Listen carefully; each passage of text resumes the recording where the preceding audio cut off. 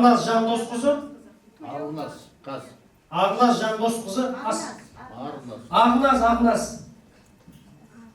Арназ Жандосқызы. Және Төлеуова Альбина дейді. Дұрыс айттым ба? Мен андай мияқ кесінақ дегенде айтады ғой, өмірінде жоқ ондай. Бұл ш дегенде де жоқ. Қазақша ғой дейді. Альбина және Арназ.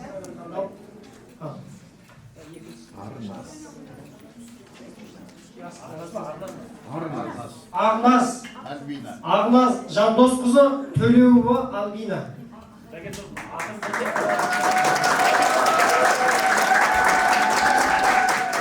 Бір минут уақыт беріледі. Сұрақ: Тұрмағанбет Ізтілеуұлы, сөйлеуге сөз таптыңда тыңдауға құлақ таппадым. Тәрбиелей аламын.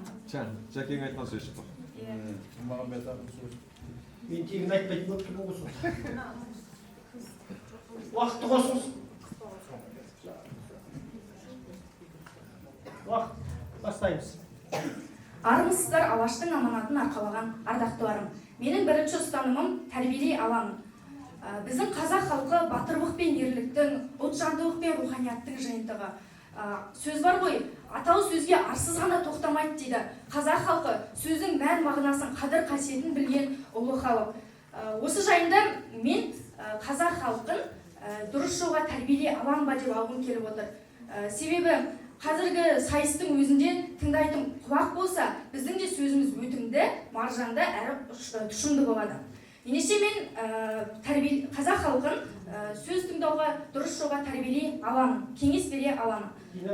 Абай Құнанбайұлының қара сөзінде, 14-ші қазақ қара сөзінде айтады: қасқыр жүректі деген сөз бар. Яғни қасқыр жүректі кісі дегеніміз уағдада тұрғыш, айтқанға көнгіш, бойындағы жаман қасиеттерді жиып, көштің соңынан итше ере бермей, атының басын бұрып алуға жараған кісі жүректі кісі болады дейді.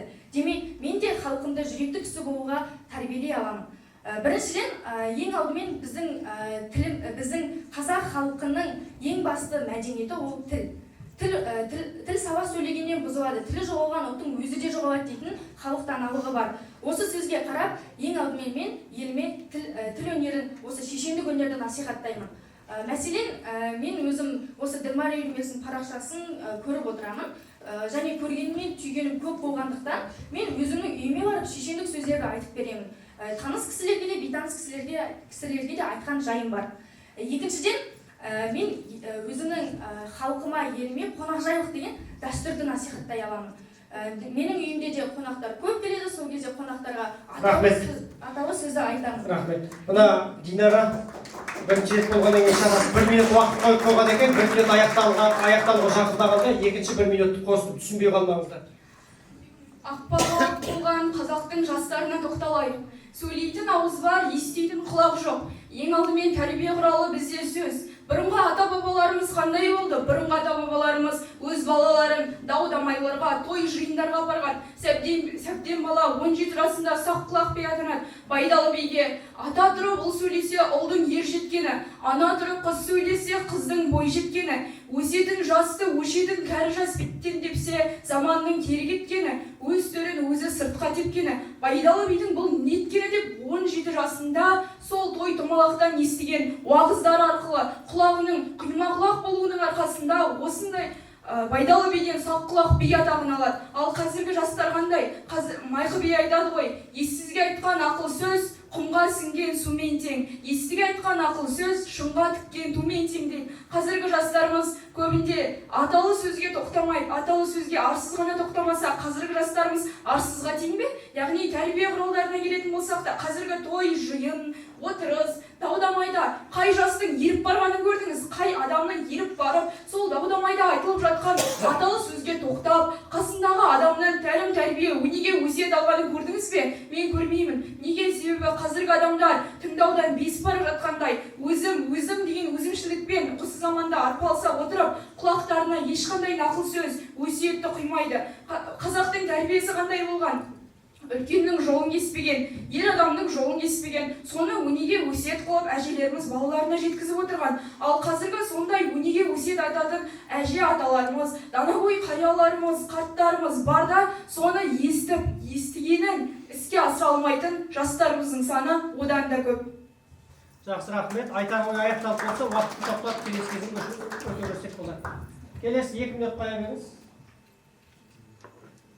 Менің екінші ұстанымым тәрбиелей алмаймын. Мен қалай тәрбиелей аламын? Егер мен бар болғаны 15 жаста болсам, қазір қоғамда үлкен кісілердің сөйлегені дұрыс қой. Айтады ғой, жалпы ата тұрып ұл сөйлесе без, ана тұрып қыз сөйлесе без дейді. Менің сөйлегенім осы тұста орынсыз болады. Екіншіден, қазіргі қоғамда бата бере алмайтын, өнеге өсиет айта алмайтын қарияларымыз бар. Барлығы деп айта алмаймын, негізінен бар. Және бата сұрап, өнеге сұрайтын жастарымыз аз. Міне, осының салдарынан мен қоғамды тәрбиелей алмаймын. Үшіншіден, қоғамды тәрбиелеу үшін, елімізді дамыту үшін маған көшбасшылық қасиет керек. Ал көшбасшылық қасиет неден туады? Көшбасшылық қасиет табанды, тынымсыз, жанашыр табанды әрекет еткенде туады. Бірақ мен мұндай әрекетті жасай алмаймын. Себебі үлкендердің сөйлеген айтады ғой, қазақ жасына қарай отырады дейді. Демек, менің орным, ақсақалдардың орны төрде болу керек, менің сөйлегенім бір жағынан орынсыз секілді. Төртіншіден, тіл мәселесі. Қазір Ахмет Байтұрсынов айтады ғой, ана тілдің сөзін басқа тілдің сөзімен шұбарламау керек дейді. Бірақ қазіргі қоғамда осындай көріністер орын алып жатқаннан кейін менің осылай қазақша сөйлеп ата бабаларымыздың сөзімен айтуымды ешкім түсінбейтін секілді. Себебі қазіргі қоғамда расымен ана тілінде сөйлейтін қазақтар аз. Бесіншіден, қазір елден гөрі шетелге кететін азаматтар да көп. Оларға мен қалай басу айтамын? Егер олар елімізден ешқандай болашақ көрмей шетелге кетіп бара жатса, мен оларды тоқтата алмаймын. Уақыт аяқталды.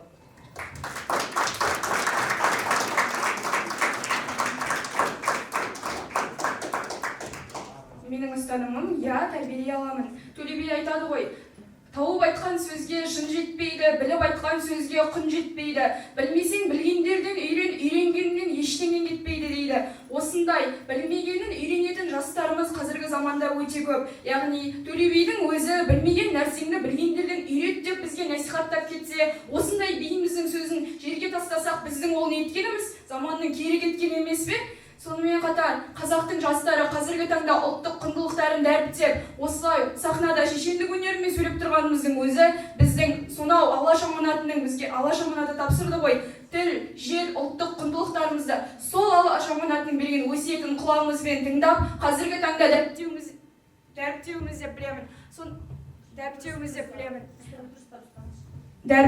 деп білемін. Сондықтан да қазіргі таңда ешқандай да ақпағылақ жастар немесе ақпағылақ адамдар жоқ. Яғни барлығы да сөзге тоқтай білетін, сөздің өнеге өсиетін, насихатын түсіне білетін, соны қазіргі қоғамда дәріптей білетін жастар деп білемін. Яғни мен өзім осы жастардың атынан сөйлесем, Мұстафа Шоқай айтады ғой, ұлттық құндылықтан жұрдай рухта өскен ұрпақтан халықтың қажеті мен мүддесін жоқтайтын пайдалы азамат шықпайды дейді. Ал біз осындай ұлттық құндылықты дәріптейтін ортада, ұлттық құндылықты дәріптейтін Қазақстанда өсіп жатқан кезде қазақтың жастары ешқашанда ақпағылақ болмайды.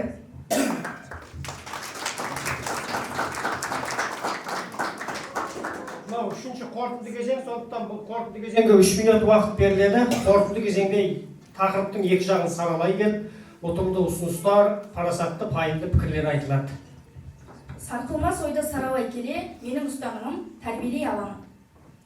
Қазақ қоғамы, қазақ халқы қонақжай, жанашыр, жылы жүзділігімен ерекшеленетін халық емес пе? Біздің бұрыннан бергі сүйегімізге сіңіп кеткен қасиет, ол осы аталы сөзге тоқтау, сөздің мәнін түсіну. Мен қоғамды, халықты тәрбиелей аламын. Біріншіден, отан отбасынан басталады, тәрбие тау бесіктен деген халықтың сөздері бар емес пе? Мен де қоғамды тәрбиелеу үшін ең алдымен отбасынан бастап, жалпы бейтаныс таныс кісілерді қазақша сөйлеуге дәріптеп жүрмін. Екіншіден, Абай өз заманында да тыңдайтын құлақ таппады. Бірақ сонда да ол болашақ ұрпақтың дұрыс қалыптасуы үшін өзінің ұлы Әбдірахманды дұрыс тәрбиелеп, Ресейге оқуға жіберіп, оны жақсы тәрбиелей алды. Соның арқасында Әбдірахман жақсы өсті, бірақ әрине жастайынан кетті. Үшіншіден, алаш арыстары бар. Біз қалай алаш арыстарын айтып өтпей кетеміз? Ол кісілер де алаш мемлекетін құру үшін барынша атсалысты. Ахмет Байтұрсынұлы айтады ғой, ұлт жұмысы үлкен жұмыс, үлкен жұмысқа көп жұмысшы қажет дейді. Алаш арыстары негізі аз емес, 300-ден астам алаш арыстары болған. Соған қарап, олар сол заманда да тыңдайтын құлақ болғанын аңғара аламыз. Төртіншіден, қазір менің айтып отырғанымның өзінде тыңдап отырған мынанша көрермен мен қазақ алқасын көргенде мен де тыңдайтын құлақ таптым деп айта аламын. Бесіншіден, негізі айтады ғой, осы сөзді жалпы халықтың мұрасын ең алдымен мектепте дәріптеп бастау керек. Бала сонда балам дейтін жұрт болмаса, жұртым дейтін бала қайдан болады дейді. Сол үшін ең алдымен мектептің әсері осы тәрбиелеуге бірден бір мектеп баланы тәрбиелеуге бірден бір үлес қосады деп ойлаймын. Сондықтан қазір қазақтың салт дәстүрі, әдет ғұрпы, ділі соның барлығын насихаттауымыз керек. Сонда ғана біз дұрыс егемендігімізді сақтаған ел бола аламыз. Ахмет Байтұрсынұлы айтады ғой, көсемсіз әлеует ісіне пікір басшылық жүргізетін сөз дейді. Демек, осындай сөздерді айту арқылы, салт дәстүрді дәріптеу арқылы мен де қоғамды, елімді тәрбиелей аламын. Соған қатысты Шоқанның әжесі Айғаным, Абайдың әжесі Зере және анасы Ұлжандар да жалпы бала тәрбиесіне көп атсалысқан ғой. Мәселен, Абай жолы роман эпопеясында Абай 13 жасында ат терлетіп оқудан келген кезде ең алдымен әжесімен амандаспақ болады. Сонда әжесі, сен ең бірінші әкеңмен амандасып Құнанбайға жібереді.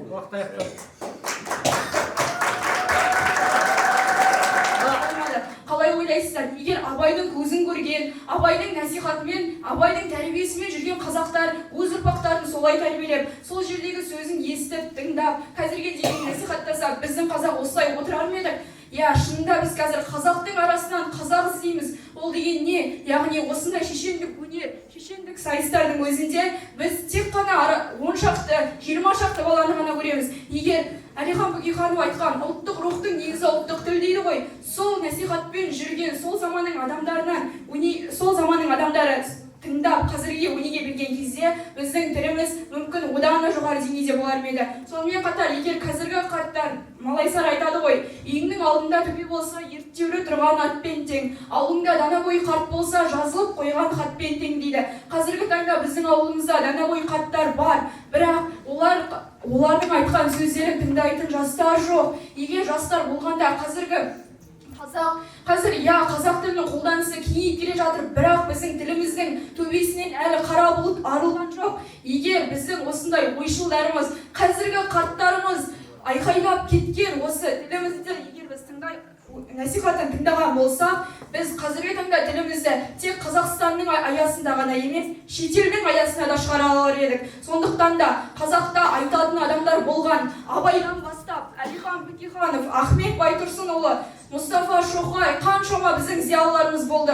Оны тыңдайтын қазақ болған жоқ, оны дәріптейтін қазақ болған жоқ. Қазір де сондай тұлғаларымыздың дейін. Қазір ойлайсыздар ма, сол замандағы сондай адамдардың сөзін елемеген адамдар қазіргі замандағы, қазір Абаймен теңесетін осы заманнан толға көрдіңіз бе? Әрине көрген жоқпыз. Сол замандағы Абайды тыңдамаған халық қазіргі замандағы адам тыңдайды дейсіз бе? Жоқ. Сондықтан да мен айтатын адам бар, тыңдайтын құлақ жоқ болса, тәрбие беру мүмкін емес деген тарапта қаламын.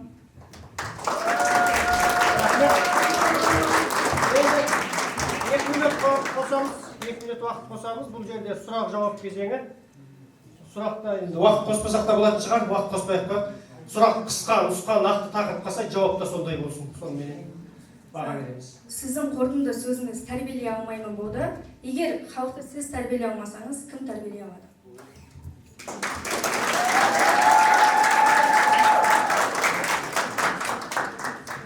Егер халықты мен тәрбиелей алмасам, осы жақта Сұлтан Махмұт Тұраровтың бір сөз есіме түседі. Еліңді түзегің келсе, әуелі өзіңді түзе дейді. Егер мен тәрбиелей алмайтын болсам, мен әуелі өзіммен жұмыс жасаймын. Мен неге тәрбиелей алмаймын? Ең алдымен мен өзімнің сөзімді дұрыстаймын. Содан кейін барып, ортамды дұрыстаймын. Ортама дұрыстап тұрып насихат жасаймын. Мен яғни абай өзгерте алмаса, абайдан қалған насихатын тыңдаған ұрпақ ретінде өзім осы халықты өзгертуге, халықты болмағанмен қасымдағы бір досымды өзгертуге әрекет жасаймын.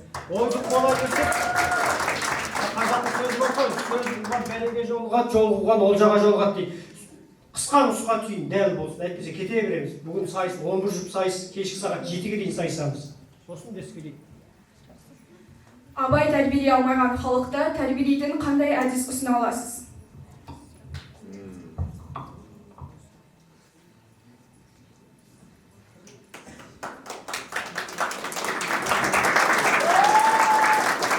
Абай тәрбиелей алмайды деп кесіп айту жөн болмас. Абай тәрбиелей алды. Себебі егер абай тәрбиелей алмаса, біз ол кісінің абайдың сөзін білмес едік, насихаттамас едік.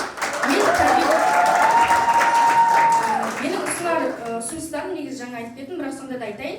Ең алдымен тілдің маңызын түсіну, оны насихаттау, содан соң әдет ғұрып, салт дәстүрімізді ұстану, ең бастысы қазақ деген атқа лайық болу. Жақсы рахмет. Жекпе-жек шешендік сайыс аяқталды. Пікір айтып алып, екінші бөлім өтеміз бе? Қазылар, мынаны толық аяқтап алып, сөйтейік. Микрофонды қазыларға берейік. Сайысы қызықты өтті. Шын сөз додасында өткені байқалды. Ағназ алғашқы кезеңінде ойыңды жинақтай алмай, кішкене шашыратып алдың.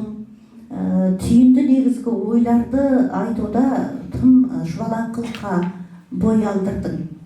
Альбинаның сөйлеуі керісінше шымыр, әрі жинақы бір ойды бір екпінде бір сөйлемді тұтас негізгі оймен тиянақтай отырып, бірдемде айтып шықты.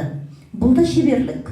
Ойды үзбеу, тоқтатпау, бір ойды ойлай отырып, соны әдемі көркем сөзге салып берудің өзі бір шешендіктің үлгісі. Сондықтан Альбинаның алғашқы айтқаны өте жағымды болды, тиянақты болды. Әр сөзіне негізгі дәйектерді қолданып отыр. Сақ құлақ биді, малай сарыны, тағы сол сияқты бірнеше адамдарды ой дәйегіне келтіре отырып айтудың өзінде бір үлкен жинақылық байқалды сөйлеуінде. Енді Ағыназ қорытынды кезеңге келгенде ойыңды жинадың. Бұл жерде біріншіден біз тәрбиелей алмауымыздың себебі абайдан, алаштан деп бастадық. Бірақ негізгі ой біз тыңдарман тәрбиелеу ғой. Осы тыңдарман тәрбиелеуде бір нәрсені ескеру керек. Қазақ қашанда сөзді тыңдай алған ерекшелігі ауыз әдебиетінің қаншама үлкен мұраны ауыздан ауызға жеткізіп келген бір ерекше ұлт деп айтқым келеді. Бұл тыңдарман ұлт, аудиал ұлт. Себебі біз әр дүниені естігенде құлақпен орын-орнына санаға жайғастырып алатын, қағып алатын, жаттап алатын, бір тыңдағанда зейінге тоқып алатын сондай халықпыз. Сондықтан бұл халықтың қазіргі ұрпағы өзгеріп отыр деген тұрғыдан келіп айтсаңдар, меніңше сөздердің әлдеқайда нанымды қуатты болар еді. Ағыназдың сөзінде дәріптеп бастау деген бір сөзді құлағым шалып қалды. Бұл қазіргі жастар тілінде көп кездесіп жүрген бір ақаулық. Мынау көсемше жұрнақтарын АИ формалары менен ып формасын алмастырып қолданып айтып бастадым, сөйлеп бастадым, жазып бастадым деген сөздерді кейде мұғалімдер де айтып қалады. Бұл ағаттық. Себебі бұл таңдамалы түрде қолданылады сөз. Осыны дұрыс бағамдаңыздар міндетті түрде. Осы тілдегі дүние қалай айтасың, қалай салдыр салақ сөйлесе, сол тілге көшіп орнығып алады. Сондықтан салдыр салақ сөйлемеу керек. Дәріптей бастадым десең жақсы болар еді. Қорытынды кезеңге келгенде де Альбинаның сөзі біршама жинақты шықты. қазақтың арасынан қазақ іздеу деген ой қандай ұтымды балалар. Мына бүгінгі заманның көрінісін жақсы келтірді. Қазақтың ішінен қазақ іздеп жүрмін. Мынау сөйлесетін ел жұрт іздеп жүрмін деген сияқты. Яғни шын мына өмірдің бір көрінісін бергендей болды. Төбесінен қара бұлт орнау деген мәселе бар. Бірақ Альбина, сендер тыңдарман мәселелеріне байланысты ғана тиянақтасаңдар болар еді. Сөз түзелді, тыңдаушы сенде түзел, сендерге де келейін енді аяңдап дейді абай. Ендеше қызықты айтсам, қызды айтсам, қыздырмалап тыңдар едің әр сөзін қабалап деп, мынау нені қызықтап отыр, нені тыңдап отыр қазіргі жұрт деген дүниеге қаттысын айтады. Біздің қазіргі өз замандастарың нені тыңдап жүр? Неге тиктоктан шықпаймыз? Неге басқа дүниеден шықпаймыз? Біз тыңдайтын сөзді тыңдап жүрміз ба, уақытымызды басқа нәрсеге қор қылып жүрміз ба? Осы тұрғыдан келіп осыны сараптасаңдар өте жақсы шығар еді деп ойлаймын. Сондықтан басқа әріптестерде. Жақсы, енді алдарыңызда бәрі ашық, жасырын жабыла ештесі жоқ. Ол үстінде Береке апай бәрін міне орнына келтіріп айтты, оны қайталаудың керек жоқ. Енді мына Альбина қызым ойының тиянақтылығы және көп білетіндігін, көбірек оқығаның және сол оқығаныңды өмірде мынау осындай сайысқа, ортада, жұрт алдында жақсылап жүйелі түрде ойыңды жаңағы тыңғылықты, ойыңды тиянақты жеткізе алатындығыңды біршама дәлелдедің айналайын. Ал енді Арнас жаңа өзіңе айтылған ескертпе, абайдың сол да менің қосыламын сол ескертпеге. Жалпы енді бірінші жұп деген әрқашанда қиын ғой. Қобалжу болады, оны түсінеміз, кім болса да. Жұптың алдына шығу, бірінші болып бастау, әуелі бұл сөзімді бастау қиын деп Естай аталарың айтқандай, Естай ақын Беркінбай. Ал енді мына қорытындылауыңа келгенде кішкене ойыңды жинақтадың. Арнас, содан кейін мен мына екеуіңе де ырза болғаным, сұрақ қою мәселесінде біршама сауаттылықпыз. Көп жағдайда осы сұрақты күтетін едік, сұрақ қоя алмайды. Бұл сұрақ қою деген өте жақсы. Бүгін мынау осы салаға байланысты, тақырыпқа байланысты айтып жатқан осы мынау пікір таласқа байланысты екеуінде сұрақтарың нақ болды. Мен өте жоғары баға қойдым сұрақтарға, жауаптарыңа да қанағаттандым. Жақсы. Сәттілік болсын әңгімеге. Енді сөз бастау қиын ба, топ бастау қиын ба деп бірінші шыққан екі шәкіртіміз үшін, өздері үшін де, біз үшін де. Мысалы бізде бағаны қайдан бастаймыз? 10-дан бастаймыз ба, 7-ден бастаймыз ба, 8-ден бастаймыз ба деген нәрсе. Мысалы бұдан кейінгі шыққан балалар төмен жоғары қойып қойсақ, кейін қайдан бал табамыз? Төмен қойып қойсақ, қалай жоғалтамыз деген сияқты, жоғарылатамыз деген сияқты бізге де кішкене бір ойлар келіп отыр да. Сондықтан бірінші кезек сіздер үшін де, біздер үшін де бір сынақ. Мен риза болдым ұстамдылықтарыңызға, бір өздеріңіздің бір әдемі мәдениеттеріңізге, қазақ халықтарыңызға қатты риза болдым. Енді жаман болмайды деп ойлаймын. Бұдан кейін енді біз ақын деген халық болғаннан кейін сөзге мән береміз. Жаңа кімнің жоғарыда апайларың да жақсы айтып кетті. Қазақтың арасынан қазақ іздеп жүрмін деген сөз енді маған бір тосын. Әрине осындай жақсы сөздер айттыңдар. Жаңа екі қызымыздан да осындай сөздер елес құлағымызға шалынды. Бірінші қадам жақсы басылды. Сәттілік тілеймін. Басында ойды жинақтау кезінде сондай кемшіліктер болады. 300-ден астам алаш арыстары. Біз енді кейде қазір 100 сиырлар, 50 қойлар деп айтатын адамдар пайда бола бастады. Бағана ғана деген жалғаудан бөлек тағы да басқа. Біз енді осы мәселемен де күресіп жатырмыз. Шынын айтқанда біз тілдің ең нәзік тұстарынан бастап жоғарғы көркемдік деңгейге дейін күресіп жатырмыз осы шешендік сайыста. Сондықтан қазылар алқасының әрбір берген пікіріне құрметпен қараймыз. Одан кейін мына жаңа айтылып қалды ғой, бағаны қалай қоямыз, не қоямыз. Қойыңыздар, егер тең болып қалса, қайта сайыстырамыз. Одан қорықпаңыздар. Қайтадан тең болып қалған оқушыны алып шығамыз да лайықты бағасын береміз. Сондықтан одан тосырқамыздар. Лайықты бағасын беріңіздер. Бірінші екен, басқа екен деген не болмайды. Оны сеніп отырмыз, сондықтан баға әлі шынайы болады. Бір сөз қоса кетейінші, Жарқын өте жақсы орында айттың. Толықтырыстар, қобалжытқыштар. бірақ абайдың сөзінде кім мынадай сөз кездесіп қалды. Адасқан көштің басын бір балуға жараған дейді абай. Сіздер атын бір балуға жараған дейді. Атты неден бұрылу белгісіз ғой, кез келген нәрседен ат жолдан бұрылып та кете берді. Сонда сөздің мәні шықпай қалды. Адасқан, 14-ші сөзде, адасқан көштің басын бір балуға жараған. Әділетті ақыл мойындаған нәрсені қиында болса мойындай алған. Әділетті ақыл мойындамаған дүние жеңілде болса мойындамау. Ерлік батырлық осы дейді. Сондықтан осындай сөздерді кішкене бұзбай айтыңыздар, иә? Біз барлық сөзге мән беріп назар аударып отырамыз. Бұл сайыс сонысымен ерекше, бұл сайыс сонысымен сабақ, бұл сайыс сонысымен сіздерді шыңдайды. Бірақ қағазға жазған бір-екі пікірімді қоса кетейін. Айтпайын десем, келесі сайыскерлер осы нәрсені ескеру керек болып тұр. Бірінші бағанағы дала данышпандарының сөзін айтқан кезде мен осы көбіреді бірнеше рет келіп қазып жүріп байқаймын. Сол төл сөз бен төлеу сөз дейміз ғой. Соны әдемі қабыстырып үйлестіріп жүрсеңіздер, мысалы көбіңіз былай бастайсыздар. Негізі айтады ғой дейсіздер да. Ол өте үлкен қате. Сіз абайдың сөзін айтатын болсаңыз, Данышпан абай, хакім абай бұл жөнінде былай деп еді деп айтсаңыздар әдемі жарасын. Төлеби айтады деп ұрып жібересіздер. Негізі айтады ғой дейсіздер да. Кластас сияқты Төлеби бабамыз деп қойсаңдар. Егер сіз асығып тұрған болсаңыз, сәл кішкене кідіріс жасаңыз, біз сіздерге 1 секундтық кідіріс үшін бұл пайдаңыз кемітеміз. Бұл айтыс емес. Айтыстарда болады, айтып өлеңін тоқтап қалса, бағана ұпайын кемітіп жатыр. Ондай бағалау жүйесі бізде жоқ.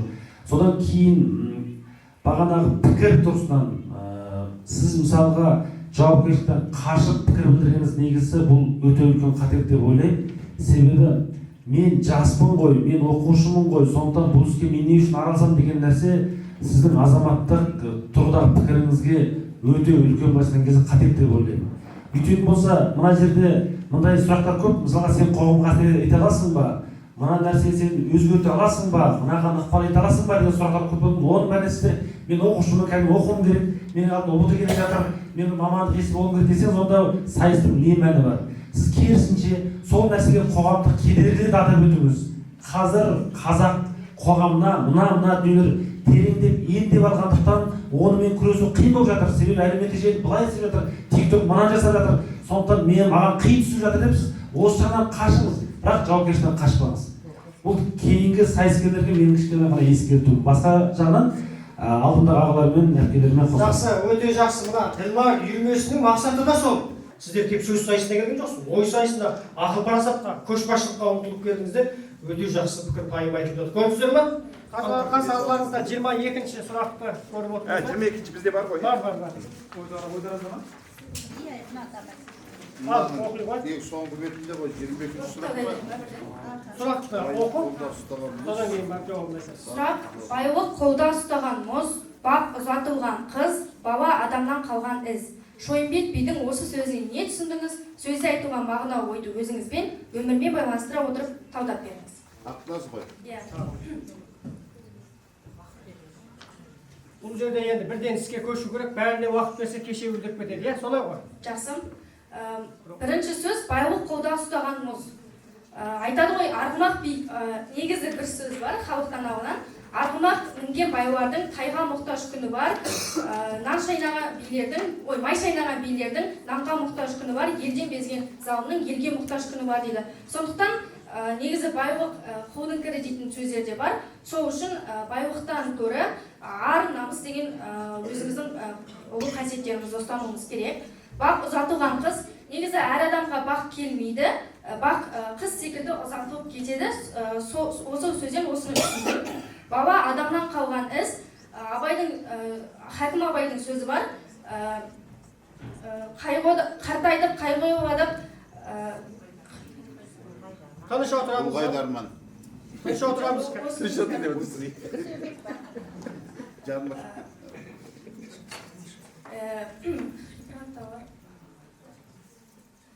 Негізі біздің тұлғаларымыз осы баланы өзінің артынан қалған із дейді. Яғни өзінің ұрпағы ретінде, жалпы бұл біздің сөзіміз, ата-бабаларымыздың сөзі бізге қалған із. Біз сол мұрат, ғибратты сөздерді насихаттауымыз керек. Және мен өзімнің өміріммен байланыстырсам, менде байлықты емес, өзімнің ұстанымда байбақты емес ар намысты және ата бабаларымыздың салиқалы өнерін ұстанамын. Отбасыма осы жайында насихаттап жүрген тұстарым да бар. Жақсы, рахмет. Оқимыз да іске кірісеміз. Бірінші реттік нөмірін айтсам. Реттік нөмір қанша? 24. 24-ті қараймыз. Құрайбай бақырған құлаққа ән бекен, өнерсіз шатылған кісіге сән бекен. Абайдың өз өлеңі қандай мәселені көтеріп тұр? Оның бүгінгі сипаты қандай? Сіз не тыңдайсыз? Жауапқа көшейік бірден. Абай бұл өлеңінде, яғни өлеңдерді сынаған, Абай өз өлеңдерінде 8 аяқтан бастап қайран елім қазағым, тек қана қазаққа керек, әлемге керек мәселелерді көтерсе, қазіргі таңдағы өлеңдер немесе сол замандағы өлеңдерде құр сөз, құр айғай ғана көтерілген. Сондықтан да ол ұрпақтарға тек қана құлаққа ән бекен деп, әннің де, әуездің де дұрыс жағын, дұрыс мағынасын тыңдауды ұсынып тұр. Сіз не тыңдайсыз? Жалпы өзім Абай атамыздың өлеңдерін оқимын, ал тыңдайтын өлеңдер болса, қазіргі таңда қазақтың өлеңдерін тыңдаймын көбінесе, себебі ол маған қазақи дағды қалыптастырады. Өлең мен әнді ажыратыңыздар. Ән әуезді, әуені бар дүние. Абайдың бұл көтеріп отқан мәселесі көркем өнер, көркем сөз емес, ән мәселесі. Сондықтан осы араның ажыратылмаған сияқтанды картина. Ән туралы, ән қандай болу керек? Әуелі әннің басы келеді ашы, келтеңда деп өзгеге болар башсы. Керім толғап таусылар қаңғыр күңгір, сол жеріне ойынмен араштылашы дейді. Әннің де естісі бар, есері бар, тыңдағанда құлақты тесері бар. Яғни ән туралы айтылған ойды дұрыс алып шығу керек, сосын әндерге байланысты біраз ой пікірлер айтып жіберуге мүмкіндік бар еді. Осын жіберіп алдым. Қазылар алқасы бірінші жұп сайысына 40 минут уақыт жұмсаппыз. Осында ескеріп отырыңыздар. Бірінші сайыс болғасын кішкене бағыттайық деп, тағы басқа деп барлығымыз пікір айтқан шығармыз. Алдағы уақытта ойды қайталамау үшін осы жағында қарастырайық. Соңғы айтарым, мына өлеңінде деген қойыңдар сендер. Өлең деп айтыңдар. Жарай ма? Өлеңінде, өнер үшін, өлең үшін деген ана ауыздарда әдемілемеңдер. Онсыз да әдем ауыздар. Бірақ өлең, өнер деп айтыңдар. Дыбыстық жүйені соны мына мұғалімдерді құлағына әлсін деп отырмыз. Жақсы сөздің өрлігін көрсеткендеріңіз үшін шыдап, жақсы деңгейде сайыстан сабақ алғандарыңыз үшін рахмет. Орындалсын жаңыз. Сайыстың екінші жүгін алып келіп, қазір ат жөнін таныстырайық. Қазылар тоқталған кезде бастайық.